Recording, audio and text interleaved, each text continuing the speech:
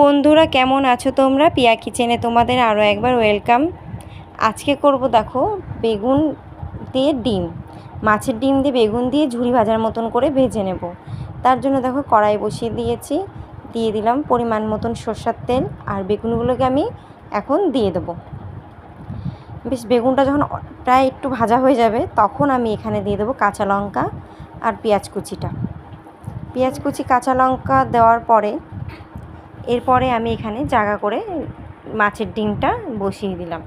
দিয়ে এই মাছের ডিমটাকে আমি ভালো করে ভেঙে চুড়ে বেগুনটার সাথে মিশিয়ে নেব। এখানে আমি এখনও নুন হলুদ দিইনি, এখন দেব নুন হলুদ দুটোই দিয়ে বেশ ভালো করে একটু কড়া করে ভেজে নামিয়ে নেব।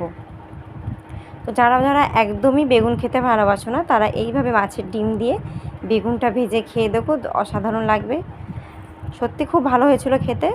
তো আজকে আমি তোমাদের জন্য এটা বানালাম। তো বাই বন্ধুরা।